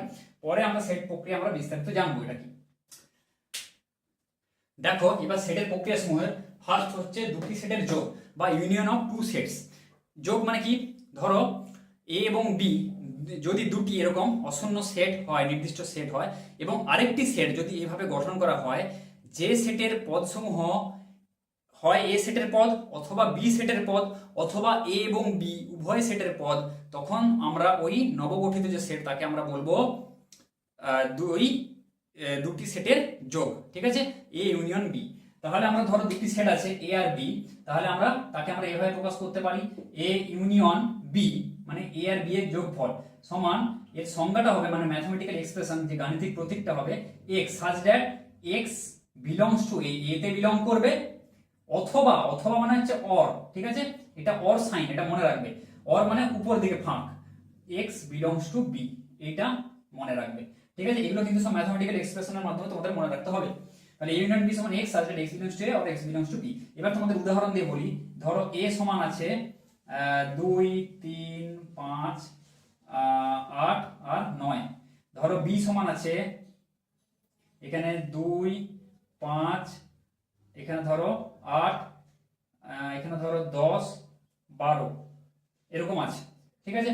তাহলে দেখো এখানে এ ইউনিয়ন বি যদি আমরা করি, ধরো এ ইউনিয়ন বি সমান কি হবে, X such that x belongs to A or x belongs to B. A তেও থাকতে পারে অথবা বি তে থাকতে পারে, অথবা এ আর বি দুটোতেই কিন্তু থাকতে পারে। তাহলে সবগুলো পদ আমরা লিখবো। দেখো এ তে কি আছে, এক্স বিলংস টু এ তে যে পদগুলো সেগুলো লিখতে হবে। তাহলে 2 3 5 8 9 এগুলো লিখে দিলাম। Or x belongs to B মানে বি তেও লিখতে হবে আমাকে, যে সবগুলো পদ আছে সেগুলো আমাকে লিখলাম, ঠিক আছে। 2 5 8 10 12, তাই তো। তার মধ্যে দেখো কোনগুলো লিখে নিয়েছি, 2 লিখে নিয়েছি মানে রিপিট করা যাবে না সেটের নিয়ম অনুসারে। 5টা আমি 5ও লিখে নিয়েছি, 8ও লিখে নিয়েছি, 10 লিখে নিই, আর হচ্ছে 12 লিখে নিই। বোঝা গেল? তাহলে এ আর বি এর যা যা পদ আছে সবগুলো নিয়ে আমি যোগ করব, সবগুলো নিয়ে নেবো আমি। সব পদ নিয়ে আমি যা লিখবো মানে একবার করে লিখবো সবগুলো পদ, সেটা হবে এ ইউনিয়ন বি। মানে দেখো সবগুলো পদ এ আর এ ইউনিয়ন বি এর যে সবগুলো পদ, দেখো হয় এ সেটে আছে, এই সংজ্ঞাটা এরকম ভাবে মনে রাখো, এই যে সবগুলো পদ হয় এ সেটে আছে অথবা বি সেটে আছে, ঠিক আছে। সেই জন্য কিন্তু অর সাইনটা দেওয়া। এন্ড কিন্তু এখানে দেবে না ভুলে, অনেকের মনে হতে পারে যে এন্ড হবে স্যার, না অর হবে। যে সবগুলো পদের হয় এ সেটে আছে, সবগুলো পদ দেখো হয় এ সেটে আছে, না হলে কিন্তু বি সেটে আছে, যে কোনো একটা সেটে আছে। আবার কিছু কিছু পদ দেখো দুটো সেটেই আছে, সেই জন্য সংজ্ঞাটা কিন্তু এইভাবে দেওয়া হয়েছে। 5 দেখো দুটো সেটেই আছে, 3 দেখো কিন্তু খালি এ সেটে আছে, আবার দেখো 10 দেখো খালি বি সেটে আছে। তাহলে কিন্তু ইউনিয়ন বি এর ডেফিনেশনটা কিন্তু এইভাবে আমরা দেবো। তাহলে দুটি সেটের যোগ আমরা বুঝতে পারলাম যে দুটি সেটের যোগ এভাবে। ভেন ডায়াগ্রামের সাথে যদি আমরা জিনিসটাকে আমরা যদি প্রকাশ করি তাহলে কিরকম হবে, এটা ভেন ডায়াগ্রাম মানে কি, এটা ইউনিভার্সাল সেট। এবার ধরো আচ্ছা এখানে ইউনিভার্সাল সেটটা থাক, এখানে খালি দুটো সেট, এখানে ইউনিভার্সাল সেট মেনশন না করে লাভ নেই। এখানে দেখো এখানে দুটো সেট, এখানে ধরো এ একটা সেট, তাই তো, আরেকটা ধরো বি একটা সেট আছে। এ একটা সেট, এটা বি একটা সেট। ধরো এটা এ সেট, এটা বি সেট। তাহলে এ সেটে কি কি আছে, এ সেট আছে 2 3 5 আর 9, এখানে আমি দিয়ে দিলাম। দেখো এখানে 3 আছে বাইরে, আর কমন গুলো কোনগুলো আছে 2 5 8, যেগুলা কি এ তেও আছে বি তেও আছে, তাহলে 2 5 8, আর বাকি 3, আর এখানে হচ্ছে ধরো 9 আছে, এখানে ধরো 10 আছে, এখানে ধরো 12 আছে। বোঝা গেল? দেখো এ সেটে কি কি আছে, দেখো এ সেটটা কি পুরোটা দেখো 2 3 5 8 9, 2 3 5 8 9, ঠিক আছে। এ সেটটা বাইরে লিখছি, এটা এ সেট আর এটা হচ্ছে বি সেট। আর দেখো বি সেট কি, বি সেট এই পুরো রাউন্ডটা কি কি আছে 2 5 8 10 12, দেখো 2 5 8 10 12, 2 5 8টা আমি এখানে কেন লিখলাম, 2 5 8 কিন্তু দেখো তিনটেতে কিন্তু কমন আছে, 2 5 8 এ তেও আছে বি তেও আছে, সেই জন্য দেখো 2 5 8 এ সেটও আছে বি সেটও আছে, সেই জন্য এই মধ্যবর্তী জায়গায় লিখেছি। এটা ভেন ডায়াগ্রাম, এটা বুঝে নাও একবার। এবার দেখো এ ইউনিয়ন বি হবে কি, সবগুলো এ ইউনিয়ন বি যেটা হবে সেগুলো আমরা প্রতিটা আমরা পুরো সেট দিয়ে দেবো, এটা হচ্ছে এ ইউনিয়ন বি হবে। বোঝা গেল? যে সবগুলো পদ নিয়ে যে সেট সেটা হচ্ছে এ ইউনিয়ন বি হবে, ভেন চিত্রের মাধ্যমে আমরা প্রকাশ করব। দেখো এবার দেখো দুটি সেটের ছেদ বা ইন্টারসেকশন অফ টু সেটস। দুটি সেটের ছেদগুলো কি, দুটি সেটের ছেদ হচ্ছে কমন, যেটা দুটি সেট যদি এ আর বি এমন হয় যে তাদের সাধারণ পদগুলো নিয়ে যে সেট গঠিত হয় তাকে আমরা বলবো দুটি সেটের ছেদ। যেমন ধরো একে আমরা তাহলে কি প্রকাশ করতে পারি, এ ইন্টারসেকশন মানে এই চিহ্নটা ইন্টারসেকশন, ইউনিয়ন যেটা বললাম সেটা উপর দিকে, সেটা হচ্ছে কাপ, এটা হচ্ছে ক্যাপ, ঠিক আছে। ক্যাপ মানে নিচের দিকে ফাঁকটা। ইন্টারসেকশন বি সমান এর গাণিতিক এক্সপ্রেশনটা হচ্ছে এক্স সাচ দ্যাট কেমন x, x belongs to A তে বিলং করবে and x belongs to B, B তেও বিলং করবে। কিভাবে সেটা দেখাচ্ছি আমি। দেখো এই একটা ধরো সেট আছে, এখানে ধরো আছে 1 3 4 7, আবার ধরো বি আছে, এখানে ধরো আছে 1 7 9 10 15, ধরো এরকম আছে। তাহলে এ ইন্টারসেকশন বি কি হবে, এক্স কিরকম এক্স, যে এক্সটা এ তে বিলং করবে এবং বি তে বিলং করবে। দেখো ভালো করে বোঝো, এ তে বিলং করবে এবং বি তে, এ তেও আছে বি তেও আছে, দুটোতেই থাকতে হবে। 1 কি আছে, 1 আছে, 1 লিখবো। 3 আছে, 3 এতে আছে এতে নেই, 4 এতে আছে এতে নেই, 7 এতে আছে এতেও আছে, তাহলে লিখবো 7। তাহলে এ ইন্টারসেকশন বি হবে 7, মানে দুটো যে কমন, দুটোর যে কমন পদগুলো সাধারণ পদগুলো নিয়ে যে কমন টার্মগুলো নিয়ে যেগুলো সেটা হচ্ছে ইন্টারসেকশন বি। বোঝা গেল? খুবই সহজ। এবার দেখো যদি আমরা ভেন ডায়াগ্রামের মাধ্যমে আঁকি, এখানে ইউনিভার্সাল সেটটা আঁকো, ঠিক আছে। তাহলে এই একটা সেট আঁকছি, এই একটা সেট, এটা ধরো বি সেট, এটা এ সেট, ধরো এটা বি সেট, তাই তো। এটা এ সেট, এটা বি সেট, তাহলে কমন পদগুলো নিয়ে যে সেটটা সেটা হবে এ ইন্টারসেকশন বি। তাহলে দেখো এখানে কমন পদ কি আছে 1 আর 7, তাহলে 1 আর 7 কিন্তু এখানে আছে, তাহলে এই দুটো এই পদটা কমন পদ, বোঝা গেল? এইগুলো নিয়ে যেটা মানে এ তেও আছে আবার বি তেও আছে, এইখানে এই পদটা যেটা আমি সেট মার্ক দিয়েছি সেই পদগুলো কি এ তেও আছে বি তেও আছে, 1 আর 7 এখানে বিলং করছে, বাকি পদগুলো সব এ তে আর বি তে আছে। তাহলে হচ্ছে এটা হচ্ছে এ ইন্টারসেকশন বি, এটা হবে এ ইন্টারসেকশন বি, বোঝা গেল? এটা ভেন চিত্রের মাধ্যমে আমরা প্রকাশ করলাম। এবার দেখো আরেকটা জিনিস আমি ট্রিক্স সহজ আমি বলে দিচ্ছি যে কি করে মনে রাখবে এন্ড আর অর। দেখো এ এখানে কি আছে ক্যাপ আছে, ইন্টারসেকশন মানে x বিলংস টু a, মাঝে x বিলংস টু b ওটা লিখে দেবে, মাঝে কি চিহ্ন হবে, এরকম চিহ্ন হবে না এরকম চিহ্ন হবে, সেটা কি করে মনে রাখবে? এটা যেদিকে ফামুক আছে এটার ফামুক সেদিকে থাকবে, বোঝা গেল? এটা মনে রাখবে, ঠিক আছে? আর ইউনিয়ন থাকলে যদি সেটা a ইউনিয়ন b যেটা আমি আগে বললাম সেটা কি হবে, সেটা হবে এরকম চিহ্নটা x belongs two a or x belongs two a or x belongs two b। দেখো এটা অর, এটা উপর দিকে ফাঁক আছে, এখানেও কিন্তু উপর দিকে ফাঁক, এটা একটা সহজে মনে করার পদ্ধতি তোমাদের আমি বলে দেব। এটা হচ্ছে কিন্তু অর সাইন, ঠিক আছে? আর এটা হচ্ছে তোমাদের এটা এন্ড সাইন, ঠিক আছে? এই দুটো জিনিস মনে রাখবে, যেদিকে ফাঁক আছে সেদিকে এখানে ফাঁক দেবে, তাহলে সুবিধা, মনে রাখার সুবিধা। এটা অর আর এন্ড এর ব্যাপারটা বলে দিলাম, আর দুটি সেটের ছেদটা বোঝা গেল। দেখো এবার দেখো বিচ্ছেদ সেট। বিচ্ছেদ সেটটা কি? এ আর বি যদি দুটো এরকম পদ হয় যাদের কোনো সাধারণ পদ নেই বা কমন কোনো এলিমেন্ট বা পদ নেই, ঠিক আছে, তাদের আমরা বলবো বিচ্ছেদ সেট। খুব সহজ জিনিস, দেখো এ ইজ ইকুয়াল টু ধরো 1 3 5, বি আছে 6 7 8, এদের মধ্যে কিছু কমন আছে মানে যেটা এ তেও আছে বি তেও আছে, আছে কিচ্ছু নেই, তাহলে এটা বিচ্ছেদ সেট। ভেন ডায়াগ্রামের মাধ্যমে যদি আমরা প্রকাশ করি এভাবে, দেখো এ আর বি এর মধ্যে কোনো কমন পোরশন নেই, দুটো সম্পূর্ণ আলাদা সেট, তাহলে এ ইন্টারসেকশন বি মানে কি এ ইন্টারসেকশন বি সমান মানে এ আর বি এর কমন পদটা কি, কোনো কমন পদই নেই, তাহলে এটা কি ফাই, ঠিক আছে? না কোনো কমন পদ নেই, সেটা আমরা লিখতে পারি, এটা হয়ে গেল বিচ্ছেদ সেট। এবার দেখো দুটি সেটের অন্তর বা বিয়োগ, ঠিক আছে, বা ডিফারেন্স অফ টু সেটস। দেখো লিখেছি এখানে দুটো সেট নিয়েছি এ আর বি, যদি এমন হয়, ঠিক আছে, এ আর বি যদি দুটো সেট এমন হয় এবং আরেকটি সেট যদি এরকম ভাবে গঠন করা হয় যে সেটের প্রত্যেকটি পদ এ সেটে আছে কিন্তু বি সেটে নেই, তখন আমরা তাকে বলবো যে ওটা দুটি সেটের অন্তর, এ আর বি সেটের অন্তর সেট রূপে তাকে আমরা সেভাবে প্রকাশ করব। তাহলে দেখো a মাইনাস বি অন্তর সেট কি a difference a minus B, और আমরা একে এইভাবে প্রকাশ করতে পারি a এইভাবে একটা স্ল্যাশ দিয়ে এভাবে প্রকাশ করতে পারি, তাহলে a মাইনাস বি কি হবে, আমরা ম্যাথমেটিক্যাল এক্সপ্রেশনটা আমরা লিখব সমান x সাচ দ্যাট কেমন x, x belongs two a, a তে বিলং করবে এবং এটা এন্ড চিহ্ন, x not belongs to b, ঠিক আছে, এতে এবং b তে বিলং করবে না, ঠিক আছে? কিরকম হবে, x বিলংস টু a তে বিলং করবে b এবং b তে বিলং করবে না, ঠিক আছে? এটা নট বিলংস টু চিহ্ন।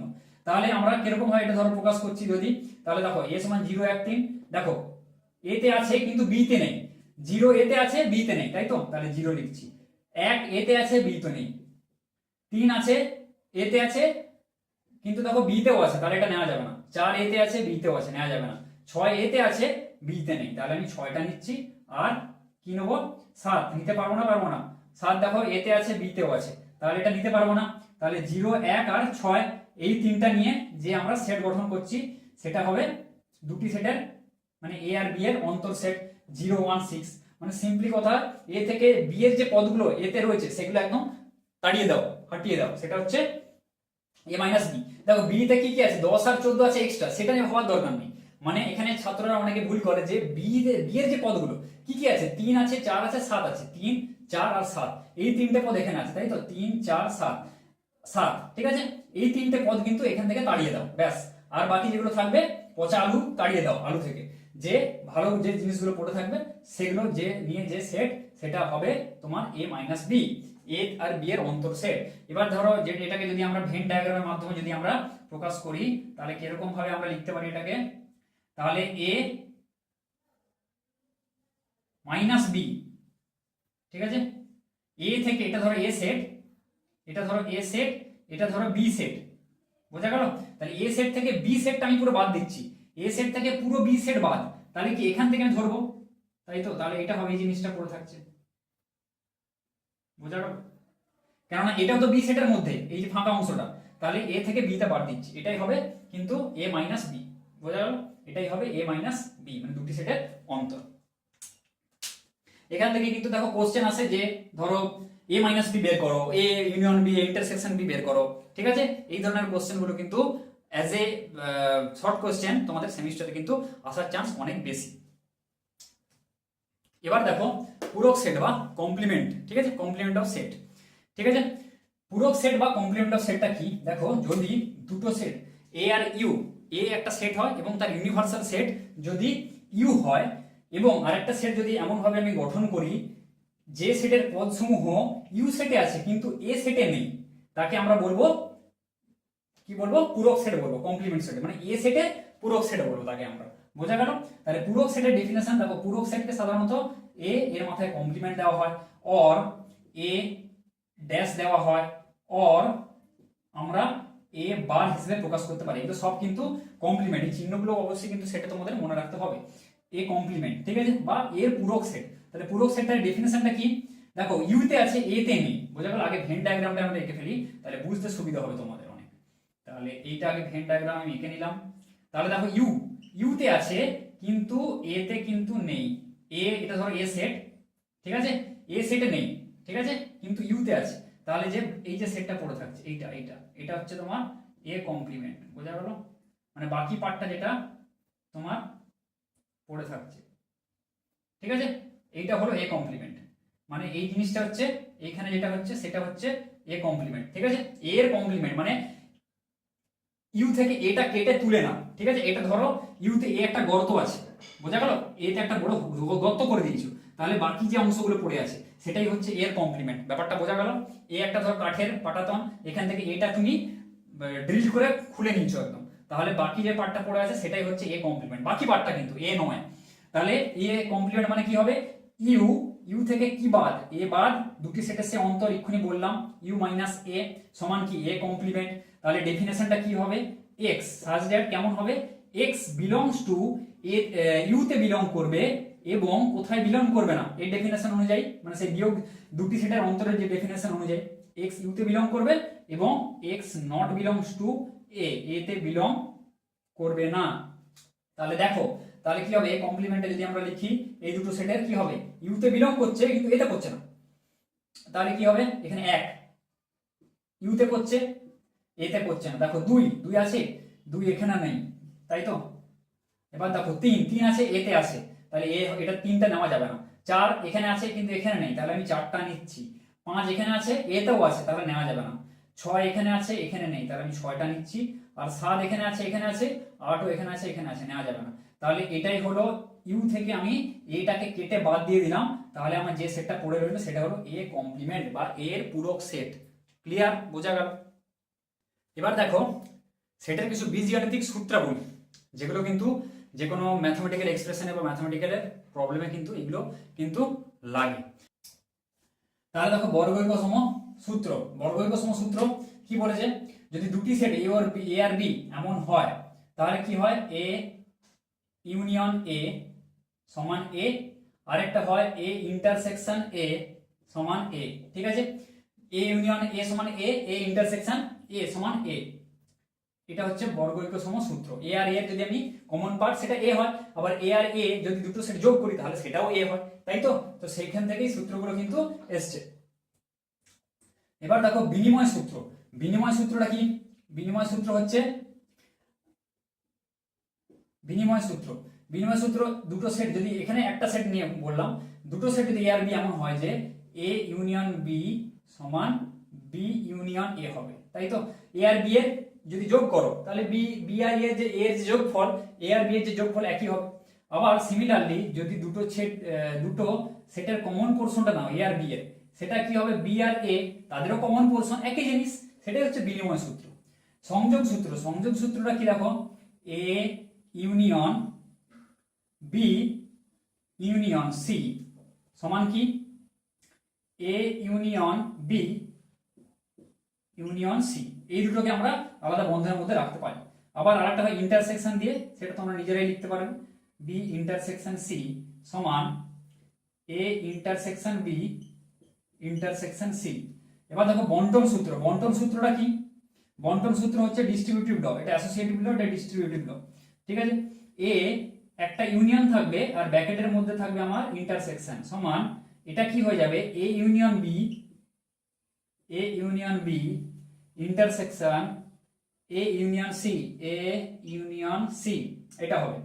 আবার দেখো আরেকটা হয়, এটা যদি ইন্টারসেকশন থাকে বি, এটা ভেতরে ইউনিয়ন থাকে, তাহলে এটা কি হবে এ ইন্টারসেকশন বি, মানে প্রথমেরটা আমি আগে লিখবো, তারপরে ইউনিয়নটা আমি মাঝখানে দেবো, তারপরে এ ইন্টারসেকশন আবার সি দেবো, এ ইন্টারসেকশন সি। ঠিক আছে, বোঝা গেল? মানে এখানে যে চিহ্নটা আছে সেটা আমি আগে দেবো, তারপরে এই যে ব্র্যাকেটের মধ্যে সেটা মাঝখানে দেবো, ব্র্যাকেটের মধ্যে এটা মাঝখানে দেবো। এটা হচ্ছে বন্টন সূত্র, বোঝা গেল? তাহলে এগুলোরই প্রমাণ কিন্তু পরীক্ষায় আসতো, যে এগুলো প্রমাণ করে দেখাও, অনেক বড় প্রমাণ, কিন্তু তোমার তো যেহেতু সব short question, fill in the blanks, true false এরকম আসবে, তো এগুলো আসার চান্স নেই। দেখো আরো তিনটে সূত্র রয়েছে, ডি মর্গান সূত্র, অভেদ সূত্র এবং পূরক সূত্র। ঠিক আছে, দেখো ডি মর্গান সূত্রটা কি, এ ইউনিয়ন বি তার হোল কমপ্লিমেন্ট সমান এ এর কমপ্লিমেন্ট, ইউনিয়নটা তখন ইন্টারসেকশন হয়ে যাবে বি কমপ্লিমেন্ট। এগুলো কিন্তু এমসিকিউ আসতে পারে অ্যাজ এমসিকিউ, যে কোন সূত্রগুলো ঠিক, এটা সমান কি সেটা লেখো। বা ধরো একটা জিনিস তোমাদের সেট দিয়ে দিল, বললো এ ইউনিয়ন বি, ধরো এ একটা সেট আছে, বি একটা সেট আছে, বললো যে এ ইউনিয়ন বি তার কমপ্লিমেন্ট কত, ঠিক আছে, তাহলে সেটা লেখো। তাহলে কিন্তু এই সূত্রে অ্যাপ্লাই করে দেবে, এখানে অ্যাপ্লাই করে সেটা কিন্তু করবে। আমি এমসিকিউ কোশ্চেন আমি সলভ করে দেবো, সেখানে আমি ডিটেলস আমি দেখিয়ে দেবো। ঠিক আছে, এই জিনিসগুলো জাস্ট মনে রাখো, ডি মর্গানের সূত্র। এবার দেখো আর একটা হয় ইউনিয়ন দিয়ে বললাম, আর একটা হয় ইন্টারসেকশন দিয়ে, এ ইন্টারসেকশন বি তার কমপ্লিমেন্ট সমান এ এর কমপ্লিমেন্ট ইউনিয়ন বি এর কমপ্লিমেন্ট। ঠিক আছে, অভেদ সূত্রটা কি, অভেদ সূত্র হচ্ছে এ আর ইউ এর মধ্যে হবে অভেদ সূত্র, এ ইউনিভার্সাল যেটা অভেদ সূত্র, অভেদ সূত্র এ ইউনিয়ন ইউ, এ আর যদি তার ধরো এটা হচ্ছে ইউনিভার্সাল সেট, এটা কিন্তু ইউনিয়ন, এটা ইউনিভার্সাল সেট, ভুলবে না। ঠিক আছে, এ আর ইউ এর মধ্যে যদি ইউনিয়ন করি তাহলে কি আসবে, নিজেরাই বলতে পারবে, ইউ আসবে, তাই তো? সবসময় ভেন চিত্রটা এঁকে নেবে, বোঝা গেল? এ আর ইউ এর মধ্যে যদি অসুবিধা হয়, এগুলো মনে রাখার দরকার নেই, এগুলো তোমরা নিজেরাই করতে পারবে। এ আর ইউ, এটা ধরো এ সেট আছে আর এটা ইউ সেট, এ আর ইউ এর যে যোগফল কি হয়, টোটালটা সবগুলো ইউ। এবার ধরো এ আর আমি ইন্টারসেকশন করছি, এ ইন্টারসেকশন ইউ। ঠিক আছে, এ আর ইউ এর কমন পোরশন কি, এ আর ইউ এর কমন পোরশন এ আছে, আর এ সেটটা এইটা আর ইউ সেটটা কোনটা, পুরোটা না, তাহলে এ আর ইউ এর কমন পোরশন কোনটা, এ। দেখো এ এর মধ্যে তো এ আছেই, আবার পুরো ইউ এর মধ্যেও এ আছে, তাহলে এটা কমন পোরশন, তাহলে এ। তাহলে এগুলো আর মনে রাখার দরকার নেই, এগুলো নিজেরাই করতে পারবে। এবারে এ আর একটা হয় ইউনিয়ন, এ ইউনিয়ন ফাই, মানে এ আর যে নাল যেটা তার মানে শূন্য যেটা তার ইউনিয়ন, তাহলে এটা কি হবে, ফাই হবে, এ হবে, তাই তো, যোগফল। তাহলে এর মধ্যেও ফাই আছে আর ফাই আছে, তাই তো, তাহলে যোগফল। আর এ ইন্টারসেকশন ফাই, এ আর ফাই এর মধ্যে কমন কোনটা, এর মধ্যে ফাই আছে আর ফাই এর মধ্যে ফাই আছে, তাহলে হচ্ছে ফাই, বোঝা গেল? তাহলে যোগফল এটা এটা এ ইন্টারসেকশন ফাই হচ্ছে phi.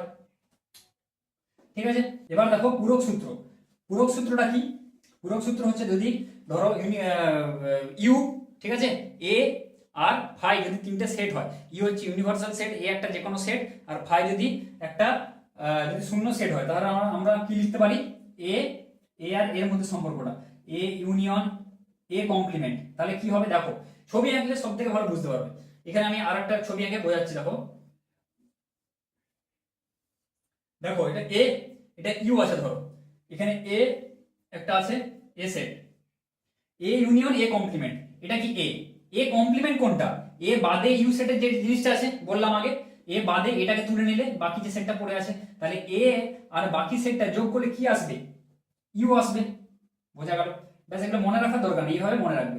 A intersection A complement, এটা কত হবে, এ আছে, এ সেটটা কোনটা, এটা ভেতরের সেটটা হচ্ছে এ সেট, তাই তো, ভেতরের সেটটা এ সেট, পুরোটাই দিয়ে দিলাম, অসুবিধা হবে না। এটা এ সেট, ধরো এটা এ সেট, তাহলে এটা এ set, A R A complement মানে বাকি এ বাদে বাকি যেটা সেটা এ কমপ্লিমেন্ট, তাহলে এ আর বাকি যে পোরশনটা তাদের মধ্যে কমন কি কিছু আছে, কিচ্ছু নেই। এ আর বাকি যে পোরশনটা, এ বাদে বাকি যে পোরশনটা তাদের মধ্যে সাধারণ কোনো টার্ম মানে কমন কিছু আছে, জায়গা, কমন জিনিস কিচ্ছু নেই, তাহলে সেটা হবে ফাই, বোঝা গেল? এভাবে বুঝবে। এবার দেখো আরেকটা জিনিস হয় যে এ কমপ্লিমেন্ট তার আবার হোল কমপ্লিমেন্ট, এ কমপ্লিমেন্ট মানে কি, এ বাদে বাকি যে অংশটা, ঠিক আছে, তার আবার কমপ্লিমেন্ট, তার কমপ্লিমেন্ট মানে কি, এইটা বাদে মানে ইউ থেকে আবার এই জিনিসটা বাদ যাচ্ছে, মানে কি এ আবার থাকছে, বোঝা গেল? ঠিক আছে, এ বাদে বাকি যে এ কমপ্লিমেন্ট মানে কি, এ বাদে বাকি যে জিনিসটা, তাই তো? আবার সেই জিনিসটার আবার হোল কমপ্লিমেন্ট মানে কি, তাহলে ইউ থেকে আবার সেই জিনিসটা বাদ যাচ্ছে, ঠিক আছে, মানে কি এ পড়ে রয়েছে, তাহলে এ কমপ্লিমেন্টের হোল কমপ্লিমেন্ট মানে এ। আবার দেখো ইউ এর কমপ্লিমেন্ট, ইউনিভার্সাল তার কমপ্লিমেন্ট, ইউ মানে কি পুরো সেটটা, তাহলে এই পুরো সেটটা থেকে যদি আমি পুরো যে ইউনিভার্সাল সেটা যদি তুলে নিই তাহলে কি পড়ে যাবে, কিচ্ছু পড়ে থাকবে না, ফাই শূন্য সেট। আবার দেখো ফাই এর কমপ্লিমেন্ট, তাই তো? এই জিনিসগুলো একটু মনে রাখো, এগুলো শর্ট কোশ্চেন আসতে পারে। ফাই এর কমপ্লিমেন্ট, ফাই মানে ফাই হচ্ছে দেখো শূন্য সেট, শূন্য সেটের মানে ইউনিভার্সাল সেট থেকে যদি আমি শূন্য সেটটা বাদ দিই, তাই তো, তাহলে কি পড়ে থাকবে, ইউনিভার্সাল সেট পড়ে থাকবে, তাই তো? তাহলে এগুলো মনে রাখবে। এইগুলো সূত্রগুলো একদম গাঁতিয়ে মুখস্থ করার দরকার নেই, এইভাবে যেমন ভাবে বললাম, বুঝতে অসুবিধা হলে এগুলো ভালো করে দেখে নাও, এগুলো দেখে এইভাবে কিন্তু তোমরা মনে রাখবে। এখান থেকে কিন্তু শর্ট কোশ্চেন আসবে ভালো, আর সেট থেকে কিন্তু তোমরা ছাঁকা নাম্বার কিন্তু চাইলে তোমরা তুলতে পারো।